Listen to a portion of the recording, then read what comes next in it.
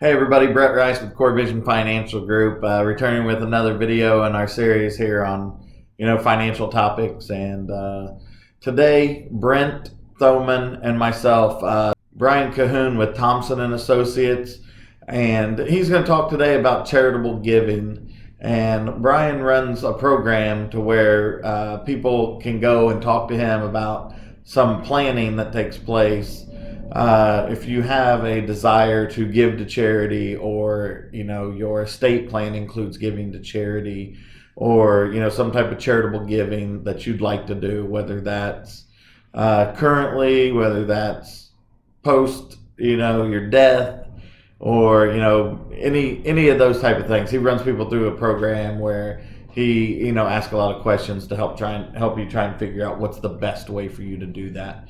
So Brian's going to shed some light on some topics there on charitable giving today that we found it to be a great conversation. It was very educational for myself. I was really unfamiliar with a lot of the charitable giving topics. So I think it was a great learning experience for myself. Well, yeah, my name's Brian Cohoon. I work with Thompson and Associates, and we are a nonprofit estate planning consulting firm, certified financial planner by background, and I've been in the business since 1992. From the central Indiana area, grew up in Franklin and went to Ball State, and currently live down in Louisville, Kentucky. So our firm works with about 100 nonprofits nationally, and I work with a major hospital foundation in the Shelbyville area. But take a minute and talk about the program you run with Major Hospital.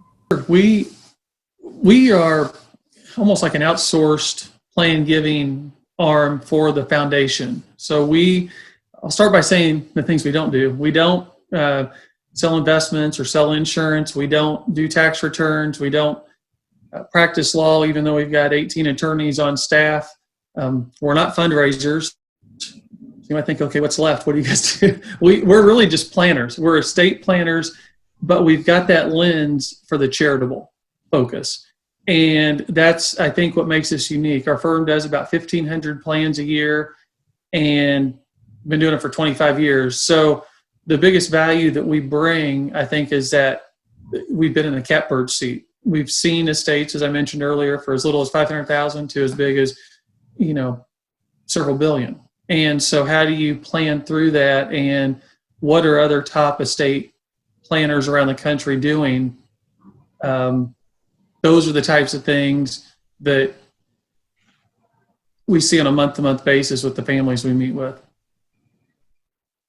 So I think one of the things that we want to make sure people have the opportunity to learn from this video is, what is charitable giving? Kind of what groups fall into that category to where somebody would want to try to set something up to make sure their favorite charity or nonprofit or whatever it is gets the money, that they would like to leave to them.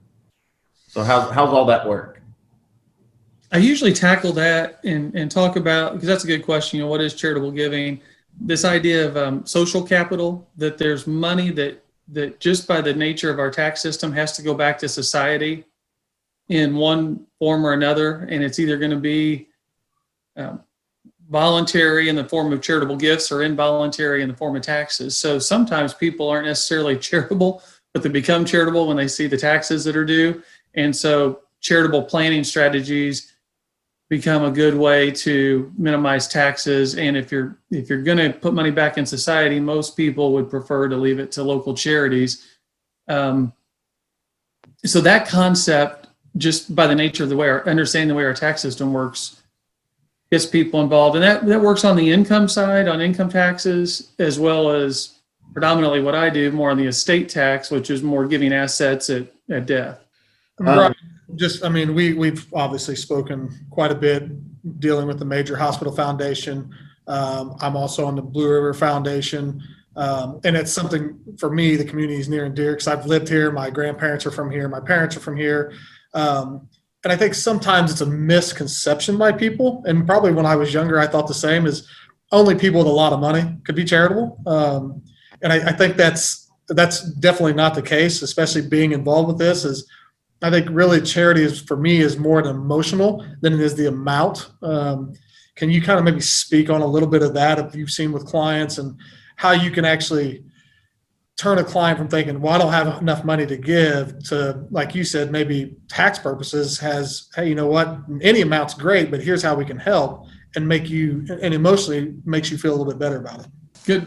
Good question. That does come up a lot, Brent, is the idea that most people, I don't think, realize just how much they have on paper. So we start the estate planning process by looking at all the assets and kind of thinking about, how does the IRS look at you? They want to grab everything they can, put the highest value on it and tax it. That's a short job description for the IRS. And so when you go through that process, life insurance that you own personally, your home, retirement accounts, these things add up. And so when you're talking about making gifts by writing checks, that's one thing. And most people, I think of charitable giving as just writing a check. A big part of the planning that we do is, we don't discourage writing checks, but we talk about giving through assets. Could be through life, or it could be at death. If there's a life event or a business, you're selling a business, or you're selling a piece of appreciated property or something like that, then charitable planning may come in, because you're forced to make a decision, going back to that tax versus gift decision. In my case, it seems like a lot of people don't realize just how much they even have until they see a balance sheet or see it on paper. They don't think of themselves as wealthy, but they can. There are some very simple strategies that can really direct dollars back to, like you said, the local charities and away from Uncle Sam.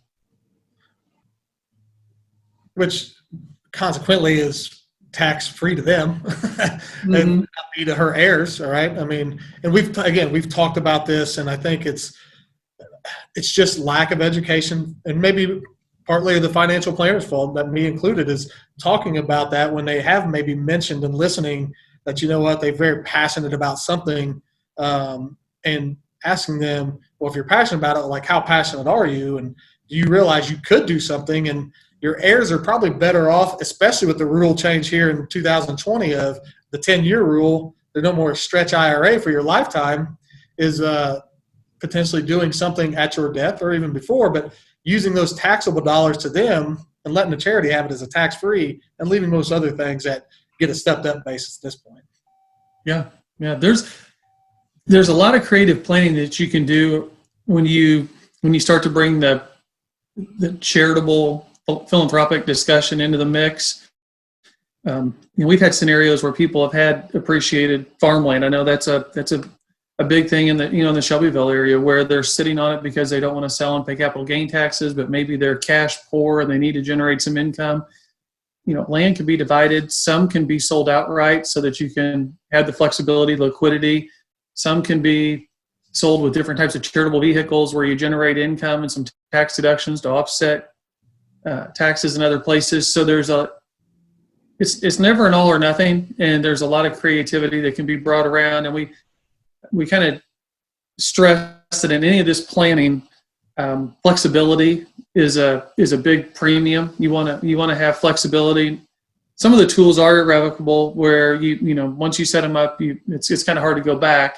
So we do spend a lot of time in the planning, because we joke we don't want people to be irrevocably unhappy with us, and so we do take time to go through the planning. But yeah, there's a lot of creativity that can be offered in this area. And I think Brent touched on it there. As an advisor, when you're sitting down with somebody, a lot of times you're trying to figure out how you cover their income needs and all of these things, and you think about, well, they'll leave these assets to a beneficiary, until you develop the relationship, to you're like, what are you passionate about? What are your interests? What are you involved in? Till your relationship gets to that level to where you're like, hey, we need to look at how we pass these off without, the IRS taking a larger chunk of it than is necessary. So I think that's great. And, that's what we're trying to do with this video, is get some of that information out there so people understand that there are options. It's not just for, a perceived group of people. it is more applicable to a larger percentage of the population. Yeah. And to build on that just a little bit, we with the federal exemption being as high as it is, 11.5 million per person, 99% of the people we talk to don't have a federal estate tax problem. But they do have, a lot of them do have a lot of built up income tax in their retirement accounts. And so what we talk about estate planning as it's really more getting the right assets going to the right places. Assets that are going to get a step up in basis, should be going outright to heirs so that they can get the step up in basis at death and be able to sell them without taxes. Assets like 401k, 403b, IRAs, annuities, things that have that tax deferred, we call them kind of a ticking time bomb as far as taxes, directing those in some fashion, maybe not all, but in some fashion, to charity outright, to the donor advised, fund, something like the community foundation, or to a charitable trust, which is another unique current twist on the whole stretch IRA idea. So when is like a good time or an appropriate time for somebody to really start thinking about charitable giving, or, is there a good time? I tend to find that we've had a number of young couples going through the program that we offer to nonprofits. We're on campus once a month, and we meet with families, and it's younger families that maybe just had their first child, and they start to think about, okay, what's that foundational planning that I need to do? A will, possibly a trust for a minor child, powers of attorney. And then we start to talk about, philanthropy a little bit. We use a kind of a 3 boxes story of, at the end of the day, it's all going to flow down to one of 3 boxes. It's either going to go to your heirs, to the government, or to charity. And that's just the default. And you can direct it to one of those 3 boxes with planning. If you don't do any planning, the state of Indiana has a plan for you, and they're going to direct it to those boxes, but being proactive. And so we tend to see life events, birth of a child, if you kind of played out, a marriage, possibly a divorce, the sale of a business, the sale of appreciated assets. Those types of life events tend to be what trigger this type of discussion. I hope that you guys find the same information as meaningful as I did. If you have any questions, there'll be contact information at the end. You can reach out, to Brent Thoman, myself. Angela Gill at MHP is, our contact for Brian. But, everybody's contact will be at the end of this video if you want to reach out and talk to somebody about that. Again, thanks for watching.